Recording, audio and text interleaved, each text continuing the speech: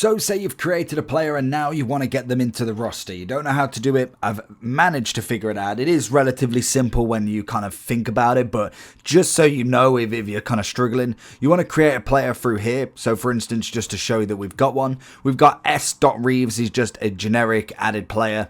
That is everything. He's not been assigned to a team, so he is, as you can see on the top left, NBA is a free agent, a created player.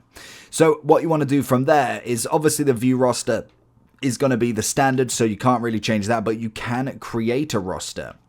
So just to show you obviously the difference, obviously with the roster right now, if we go to the injury-free roster, for instance, we can go, oh, not that way, we can go like this, and I don't think there is anything here because this is just showing you the rosters, whereas when you want to create one, you can then go with the modern current. Really doesn't matter which one you pick there.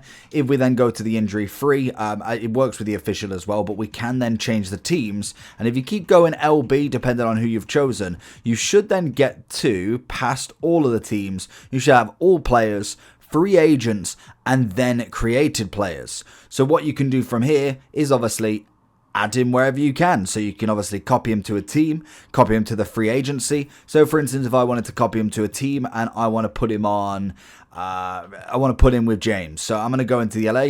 You've got to obviously have, less than 15 players. So all I do here is if we go back down to LA, not them ones, you keep going to there, and what I would do is naturally I'd go with the position. I actually don't know what position he is because he was just generically put in, so we're gonna go and take him off, so we can obviously release him to the free agency, yes, and then we go back to our created, and then what we can do from there is add him into the team as we said, go down to LA, and now we can add him in, add him to there, and that's all you got to do. So now when we go into the team, he then should be part of this team.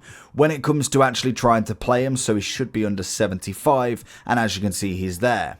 When it comes to actually playing with him, the thing that you've got to try and do with him, for instance, is add him to the rotation. So this is something you might have to do manually. He might not actually have any kind of rotation. As you see, no minutes are added, so you will need to add them minutes up and obviously take them from somewhere else. So for instance, say I want him starting over him, then obviously we can go ahead and push it, or not push him up, but push, for instance, Reeves up, so we can drop his minutes down. I think I've just swapped the names, in fact, so we can obviously push his minutes up and we can obviously put him there. So if we wanted him to be a starter in a career, then we could obviously push him up higher and just drop a player out and have him kind of replace him as such. That's all you got to do. You then obviously have to make sure the rotations are fine, so you can either fix them manually if you want to, or you can have the CPU rebuild it as well. So once you've exited out of that, make sure you're saving the roster, and you can share it if you really wanted to, but you don't always have to. And that's how you play with your created player.